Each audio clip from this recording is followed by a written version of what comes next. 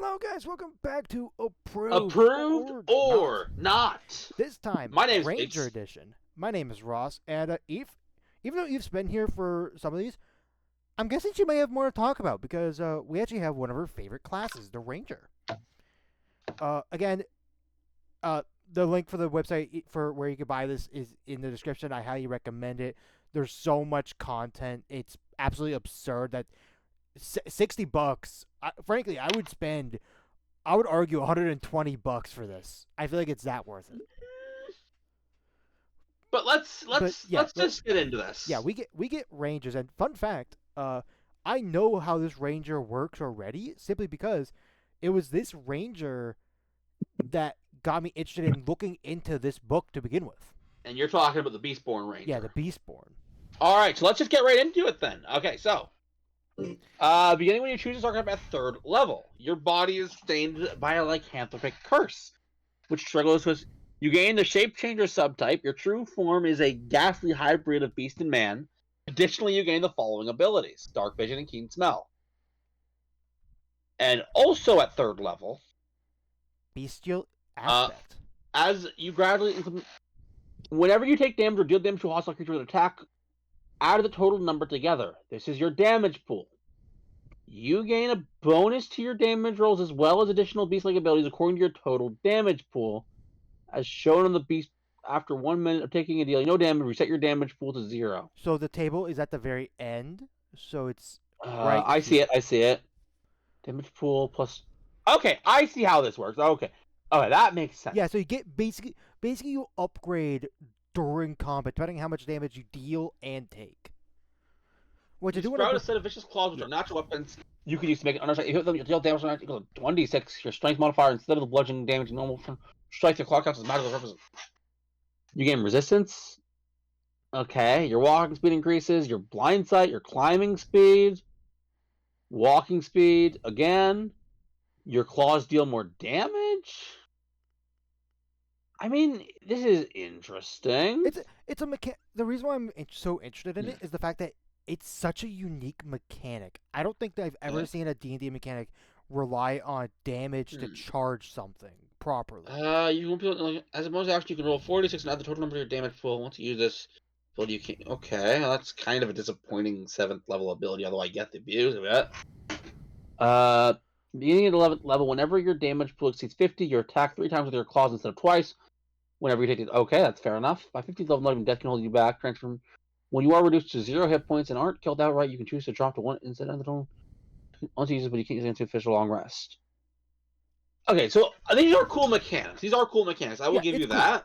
It's cool. But I have a question, Ross. What's up? And this is a very significant question, I think. What about this benefits from being Ranger? What about this subclass wouldn't work if I were, let's say, a fighter? I don't think there's anything specific that is like tying this to Ranger. And that's my issue. This is a minor issue, I'll admit. Maybe. But Okay. there's no reason for this to be a Ranger subclass. Maybe it's because specifically for the 11th level feature, fighter, because you see how like 11th level. Yes, I know that fighters. That's not my point. Let's say what you're basically telling me is this is Ranger because of stuff that Ranger lacks, not because of stuff Ranger has. Right. Which I think is a silly reason. Right, that's fair. I am telling you right now, I could do this as a barbarian. I could do this as a fighter. I could do this as a monk.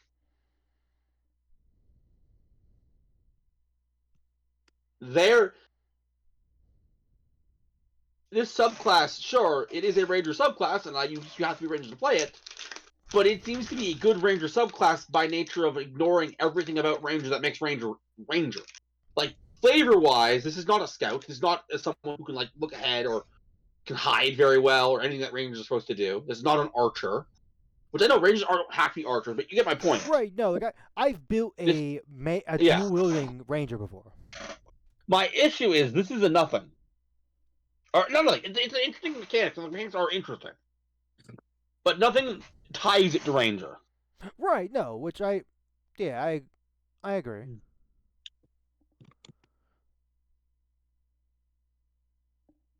But anyways, it's approved. Just I have to docket points for that. Which, So I'm gonna which that's fair. so in I like it. I'm actually gonna give it a meh category, even though it's not a meh subclass. Okay. Uh, next one we have Free The Runner, free runner. which interesting name. I'm curious All what right. it does. You've trained extensively to move freely over and through any terrain using only the abilities of the body. You have advantage on Dex. Dex made to navigate. Also, running can you do that already? Place a strength when making a strength athletics check to climb. Okay. Cool. Additionally, you can use your freedom number of times equal to. Okay, we have actual mechanics.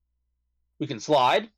Oh, okay. Well, in your favorite terrain. Look at this. Remember how I said what does it interact with being a ranger? Well, in your favorite terrain, using a technique doesn't count against your total number of uses. Oh. This also means You have to go. you're cannot going use to optional features. You're gonna have to. Well, you can use some, but you can't replace favorite terrain. Which I forget which one replaces that, but it doesn't matter. yeah. So as a bonus action, move 10 feet without spending movement through another creature's space, or squeeze 10 feet through a small. Okay. cool. As a bonus action, you can nimbly jump or roll up to 10 feet without spending movement. During this movement, any opportunity have to. Oh, nice. As a bonus action, might be equal to walk speed. If the jump while running along a wall, you can complete the distance of your jump, even if doing so would exceed. Oh. Hey, awareness of how jumping works. Aware of how 2014 rules. If you jump while running along a wall, you can complete the distance of your jump, even if doing so would exceed your speed. Okay, that's actually really Bravo good. book. Bravo book. Okay. Then we have momentum as you well. You move through a hostile creature's space, you leave a creature's reach, or move at least. You deal an extra 1d6 on the next weapon attack you make. Oh. So this is a range where you're trying to leave a creature's space to then take advantage. Basically, they want to keep you moving. Yeah, which I mean it's a free runner, so I mean it makes sense. Yeah, it makes sense. So yes, but so it looks like incurring an attack of opportunity or risking such a thing, you're rewarded. Yeah, which cool. But also just moving 50. I think this is not. I think I would, if I were designing this, I would get rid of this caveat.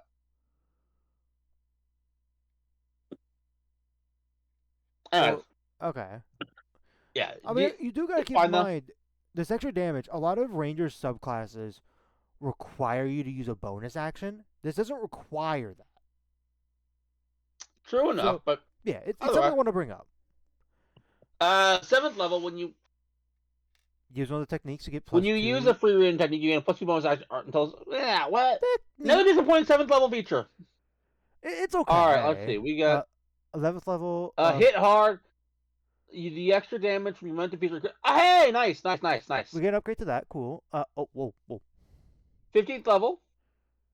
When a spell or other effect forces you to make a saving throw due to being within an area of effect, you can use your reaction to move up to half your speed, potentially moving you outside the effects area. I think I might be crazy, but I think Scout Rogue gets a very similar feature. That's pretty good. This is approved. Yeah. I'm not getting a lot of scenarios coming to mind with this, but Highwayman. I wonder what this guy's favorite terrain is. Banks. I found no more puzzle. Okay, let's take it. So when you choose nobody move. When you choose the archetype at the level you've taken to work in the team, drop defense. When a creature gets for a friendly creature, you can use your reaction to make an opportunity against it. You go, okay. Interesting. Time. I didn't make it, but we got it. We got a scenario. Okay. Here's the deal, Ross. You're in a bank, and the guard is about to step away from Barry the Barbarian. All right, just gonna step away to get into melee with your cleric. Doop-a-doop. I'm Barry the Barbarian, and I'm taking my attack of opportunity. And as he does, I'm gonna aim my bow at the guy moving and shoot it at the same. I imagine, honestly, something that I would do as a flavor thing is, or Mhm. not flavor, but as a cool extra thing, if both opportunity attacks were to hit, I imagine they both hit simultaneously to be like a combo attack sort of thing. You know what I mean? Kind of, yeah. Yeah. Or maybe if mine misses, but his hits, maybe I could argue that, my arrow Hmm. tipped, like when it actually hit his axe. Let's say he's using an axe, and it angled it just to the perfect spot. Ton of flavor you can do. Yeah, Anyway, it'd be fun. This is cool. okay. This is oh wait, no. This attack occurs before the provoking creature moves and before the friendly creature can make an opportunity attack. Oh, I think if they still Oh. both hit, I feel. So wait. Here is the ultimate combo, by the way. This and Sentinel. Oh, absolutely. But also, wait. So if this happens before the opportunity attack, would that mean that if my ally was planning on using the opportunity attack, but let's say my attack kills that target, Hmm? would they still have an opportunity attack like a reaction available? Because technically they didn't use it, because this happens before. That is a good question. Hmm. For the friendly creature I'm going to say yes. Ooh. I'm going to say yes. Okay. And there's more abilities though. Right. We also get Third level. 3. When you and two or more friendly creatures hide in preparation for an ambush, you and any friendly creatures hiding with you have advantage on your stuff. That is so specific. Yeah, but I mean, hey, if a paladin or fighter of heavy armor wants to ambush someone, I mean, I it's get the idea. it's handy, but not anything crazy. Here's what I will say: the other ability is good enough. I'm not too concerned. Right? Yeah, I agree. I don't think nobody move can carry an entire subclass, mind you. So we're gonna need something better soon. Let's see. Well, what we have. My 7th level, you can quickly scale walls to gain a perch above your foes. Climbing no longer costs you extra movement. Additionally, by climbing half speed, you can climb up difficult surfaces without making an ability check. Doesn't carry, but seriously, all the 7th levels. It doesn't carry, but it's neat. I'll give it that. It's no, neat. Seriously, don't move. 11th level, your jumpy shoot that has started to show dividends. You can make 2 attacks with a ranged or melee weapon instead of 1 when you make an opportunity attack. That's just as a general opportunity attack. That's not. Yes, correct. Which that is okay. What is the wording on Warcaster? What I'm curious what it is you're looking for here. But I will play ball here. Warcast. When a hostile creature provokes an opportunity attack from you, you can use your reaction to cast a spell at the creature rather than make an opportunity attack. It must have a cast of 1 action. It must target only that creature. So because specifically that you're being able to make 2 opportunity attacks for one thing, would you be able to cast technically 2 cantrips? No. And it's time for you, Ross, to figure out why. It's our favorite minigame. Why am I ruling it that way? What is stopping that from happening, Ross? I will tell you right now, it is based on the description that it is based on the thing currently on the screen.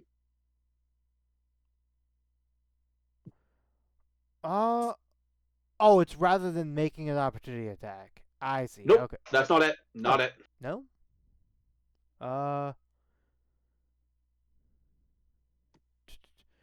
When a hostile creature moves to provoke opportunity attacks from... well, the ability for getting 2 opportunity attacks still works in general. It's not even just from your friendly ally. So it wouldn't be That's bad. not the issue here. No, that you read the right line, took the wrong takeaway. Wait, when a hostile creature's movement provokes an opportunity attack from you. Here, let me make this easier for you, Ross. What is the triggering condition of the Warcaster opportunity attack? When a creature's movement would provoke an opportunity attack from you to begin with. And how many times is that going to happen? No matter what. How many times can that happen? Once. And there it is.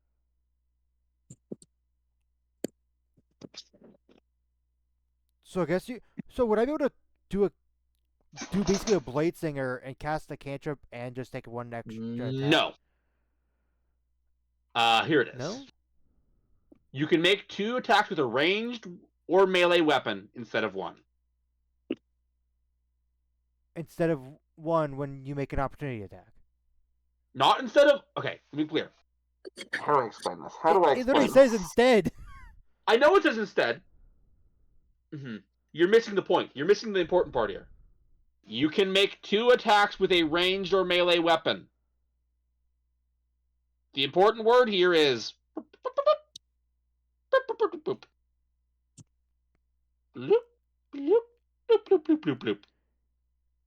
And plays Booming Blade, Green Flame Blade. See, that should count, but technically it doesn't. Also, technically going purely as the rules are intended, you cannot use Green Flame Blade and Booming Blade with opportunity attack. I allow it on my table. But the rules as they are meant to be, that's not supposed to be the thing you can do. I don't. We might have to look into that, but I don't. Yes, that is why. That is why. In fact, that's the exact reason why Booming Blade and Green Flame Blade were eroded to be casting on self. Was to prevent that. I thought it was because sorcerers could twin spell it. Might be that too, but that was the big reason was the opportunity attack thing. They don't want you doing that.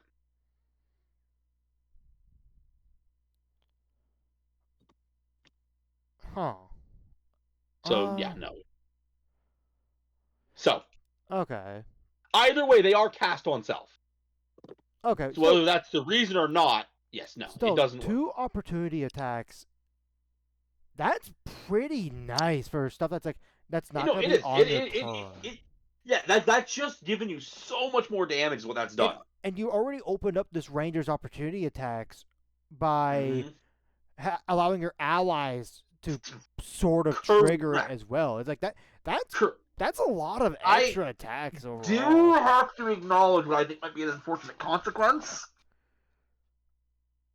Because while I am so far approving this, we have to acknowledge when things are going to get what can go wrong with this. It would be very easy for a DM to be tempted with this to have very stationary bad guys.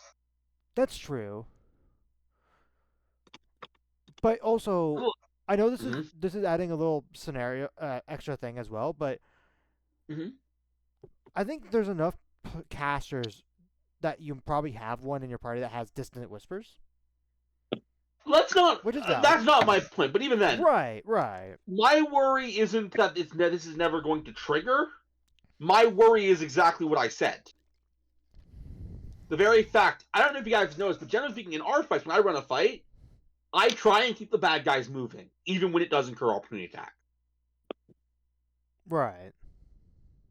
I think that is very, very important to keeping fights dynamic. And I think this subclass might encourage some DMs, not me, but some DMs, to stay very still because they don't want to trigger them. So let's carry on. Let's get out of dodge. Get out of dodge. So when you take the disengage action on your turn, you get 2 of the following benefits as a part of that action.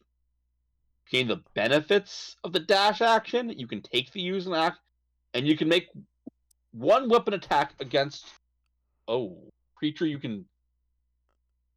can attempt to shove a creature. You take half damage from.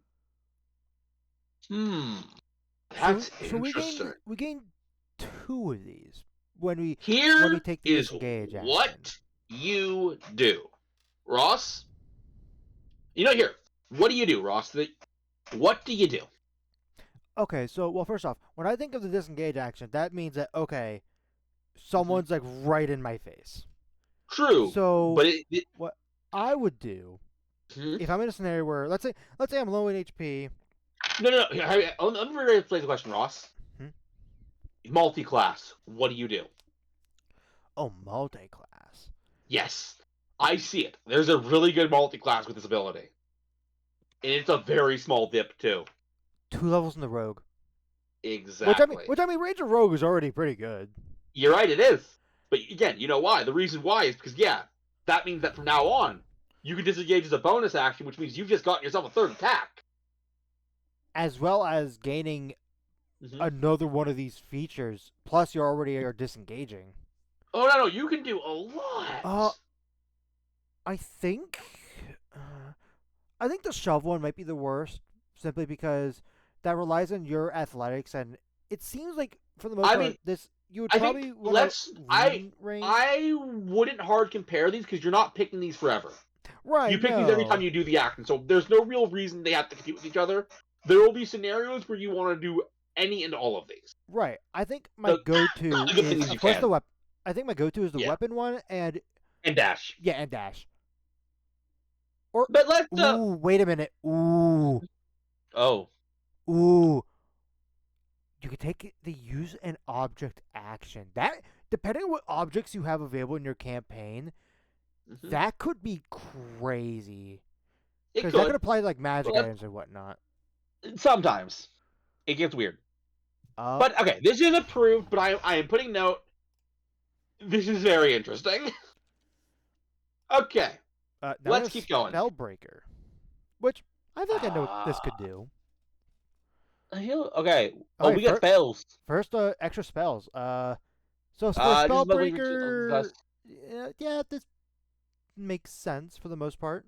At third level, you've mastered the mage slaying technique, cutting through magic of one stone on each of your turns. When you make an attack against the creature you can see, you can use your for the directional attack and damage rolls. The effects of the stone, as well as the properties and powers of magic items worn or carried by the creature, are suppressed. The steps spells like mage or mage, which protects the one stone on each of your turns. When you make an attack against the creature you can see, you can use your bonus action to deliver a small version of attack and damage rolls of the attack and damage. The effect of the properties and powers of magic items worn are suppressed. Protect, as well as spells like Hell, which are triggered. Hit the creature takes an extra 26 or an extra 2d6 force damage force contrast. Wait, so this is a rough one. I'm trying to understand how this. So as a bonus action, after we attack a creature, let me help you understand it. Okay. Let's say you're fighting a bad guy, and the mage casts haste. Okay. On his partner, the war chief. The war chief had an AC of 15. Because of haste, it has an AC of 17. You roll a 16 to hit. Yep. Rolls. Does that hit? That wouldn't hit because are you saying I rolled a 16 or like that's the overall total? The total is 16. I did not hit because he has one AC higher. Incorrect.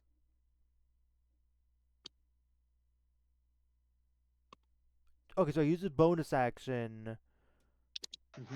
Wait, so for the duration. For the duration of the attack and damage rolls, the effects of spells targeting the creature, as well as the properties and powers of magic items worn or carried by the creature, are suppressed. Okay. So it's they'll be back at 15, which means I hit. Correct. I do want to bring up only for that single attack. True. You're not wrong. How long does the suppression last? I feel like that's like the biggest. The suppression? Just for the attack. Okay. But you get extra damage on top of that that'll probably double down. Anyway, so let's carry on. Let's see. Disrupts the. You have advantage against spells. I mean, it makes sense for a spellbreaker. So I'm going to be honest right now. I find this one to be on a thin line. But I'm gonna read the rest and then I'll make. How does this extra damage work on here? Are you reading Are you reading Arcane Burst? No, I'm still reading the first one because I see like extra d6s. It just does extra damage. It's 2d6 if they're concentrating, 1d6 if they're just some random smojo. Okay, I see. So on that target, I deal an extra 1d6 force damage, the one that had been hasted. Yeah, but if you were fighting the guy who was casting haste, then it would be 2d. Okay. Yeah, again, I think that might be just. Here's the thing: it's not going to be useful all the time unless you're fighting locked spellcasters.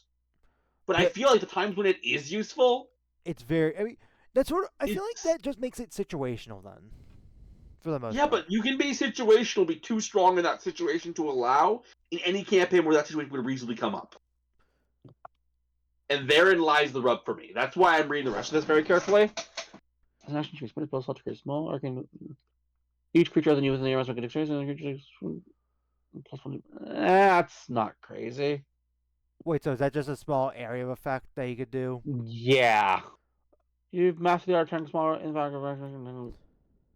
As an action, you create a 5-foot damage a point as per the spell. If the point you choose is only for the last 1 minute or until you choose to end it. Once you use it, but you can't. Okay, here's the deal.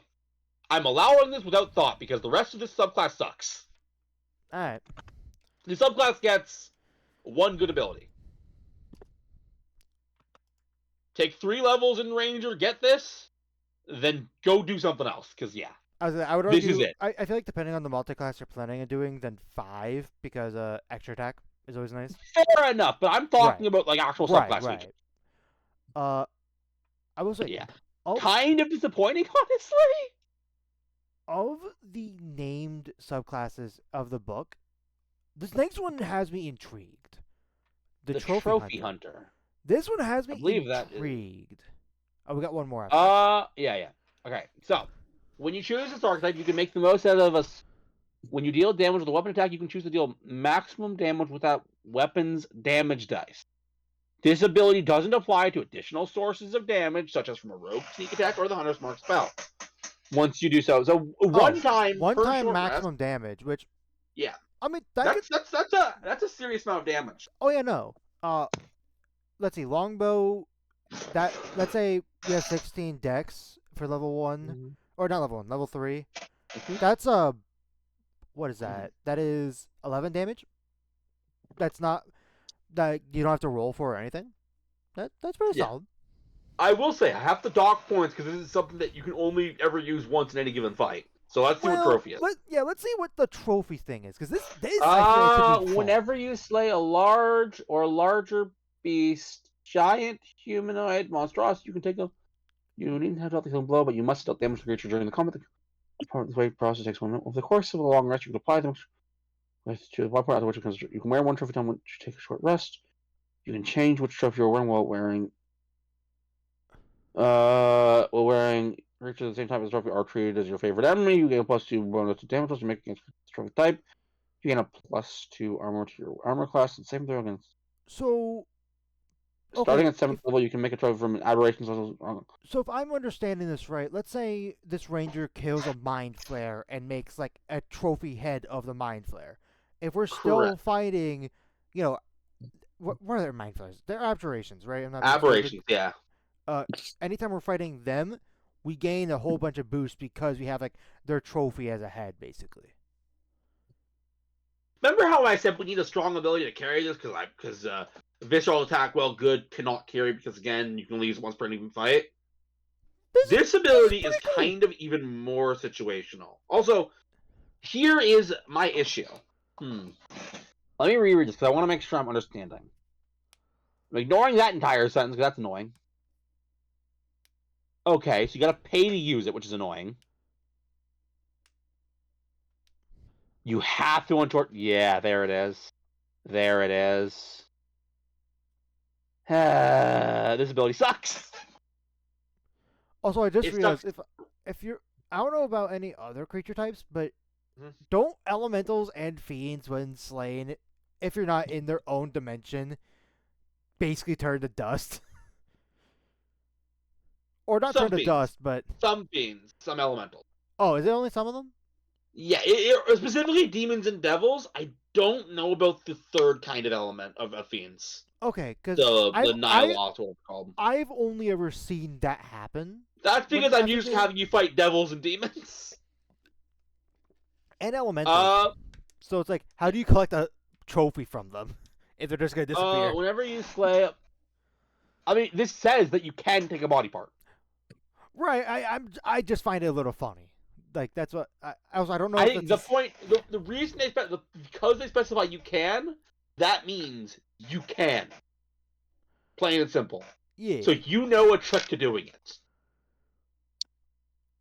How that works and what the implications of that are, that is a discussion that you make with your DM if you decide to play this thing. So I will say, I feel like the trophy idea for this even though it would be a little lame, would probably be super great in a module campaign Hmm. where you have an idea of what you might be fighting versus a home I not mean, homebrew even in a campaign. homebrew Right. campaign, you should know what you're fighting. My Right. issue is very rarely are you going to go an entire adventuring day, or at least an entire even an entire section before a short rest, fighting exclusively the same things. Right. I mean, of anything, I would say you're fairly likely to do humanoid and undead. I would say. Maybe, Al- but again, Although specifically, there is something I do want to bring up, hmm which actually makes this a little worse in my head. The hmm fact that you have to slay a large or larger creature. I oh don't know yes. how many large humanoids exist. I mean, this is remember what we were talking about here the other day. This is throw an arrow, shoot an arrow at your monk. Right.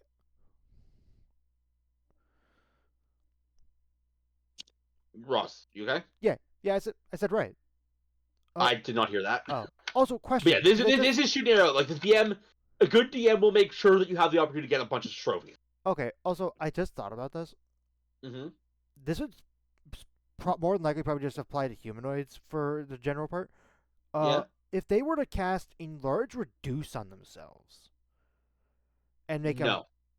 okay, I was gonna see if I could squeeze it in. No. That's fair. No. That's fair. No. I see the logic, but I the fact is, I thought I would shoot my you know, shot. the point of this is that you're harvesting from a larger body to make your trophy.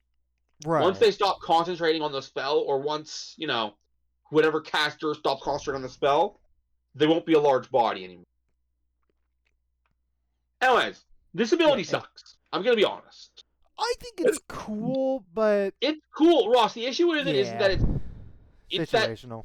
it's super situational. That means that both of the third level abilities of this subclass, Are not you're great. gonna be you're gonna be sitting around being a regular vanilla ranger for like a good chunk of any Well, given fight. maybe 7th level carries it. Well, Maybe. whenever you are grappled, bonus action and the grapple without making a ability check and move 5 feet. It's handy, You but are. not great. You can make an additional attack when attacking large or larger foes. Cool, I guess. You are a blur across the. When you are hit by an attack, you accidentally move half without provoking opportunity attacks. Ross, Approved without doubt. approve without thought. Or thought, not. I keep on saying doubt, not thought. Here's the thing. I honestly, Blapes, Mm-hmm. I think we could do a better job because I think a trophy hunter ranger sounds like an interesting idea. I think what you do. Here's what. This isn't the series, but maybe we will come and revisit our other D&D series that we do sometimes that currently on the back burner while we work on this. Ooh. But Okay. what you do. Here's what you do. Here's what I think you do. Okay. You design a table. Okay. Okay. So you design a table, and you put every single creature type in the game in that table. Yeah. All of them. Right. So. And then What is that? Like you 14? I think. Yeah, I don't know. I don't know off heart. I thought about it. And each one gets an effect, and maybe either at every short rest or at every long rest, you can pick one creature you've slain that day, and you get a special effect from whatever creature type they were. Okay. Yeah. I was thinking honestly something very similar to Mm-hmm. sort of how the runes specifically on Rune Knight works, where it gives you some proficiencies, but then like you can activate like a certain abilities, maybe something like that. Alright, We'll discuss more. Like this is just us spitballing ideas. Yeah, that's In a the different moment. series. Let's continue this series by looking at the last guy we The got last here. one, which is the Vigilante. I'm the knight. Ranger Man. Ba-dum-bum, ba-dum-bum, ba-dum-bum, ba-dum-bum. Okay, you got some spiels. Jump, enhance ability, fly, private sanctum, pass wall. What good does flavor, private good flavor, private good flavor. sanctum do again? I always forget. All right. I know it's official, but I can never remember what that spell does, and I've seen it a good number of times. You make an area within range magically secure. It's a cube. Can be small as 5 feet, large 100 feet. And sound can't pass through if you want.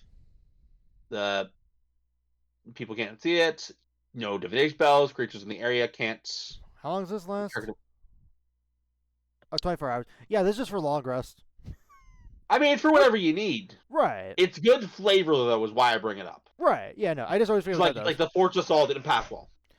At 3rd level, you assume a costume alter ego. To conceal your identity as well, you're wearing a mask costume. Your AC equals 10 plus your dexterity 1. And the costumes are whatever you want.